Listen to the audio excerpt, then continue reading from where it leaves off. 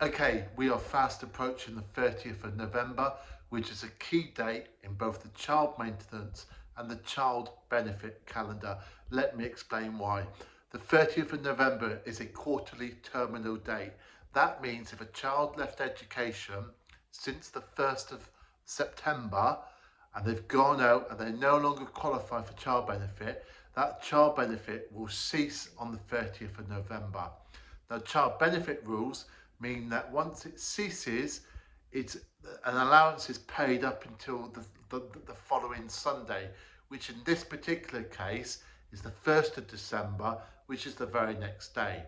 And so from that date, there'll be no child benefit, meaning that the very next day, the Monday, the 2nd of December, child maintenance will finish for all those parents whose child has left education since the 1st of September.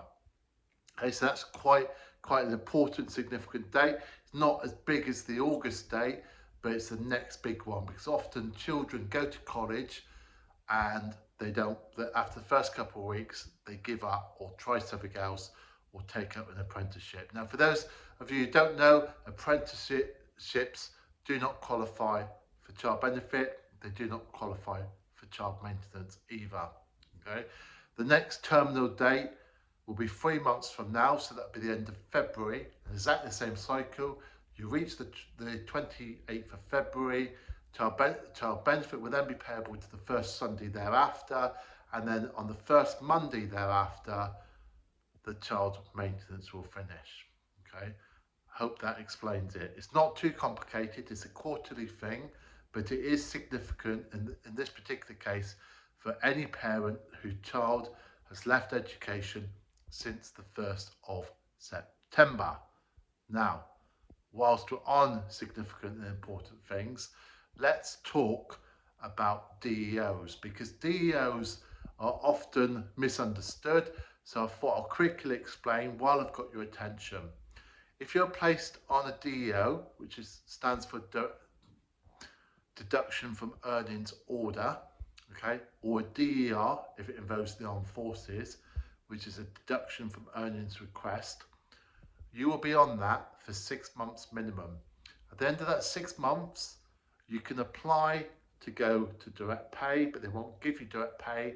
They'll make you go on direct debit for a further 6 months, which means essentially if you miss a payment and go onto a DEO, you will be on that collect and pay method for 12 months, probably 14, because often it takes time to swap from the DEO to direct debit, and then from direct debit to direct pay. I just thought I'd cover that now because a lot of people have questions about that. Okay. Now the only way you'll get off of that if they put you on it is if there's been an official error.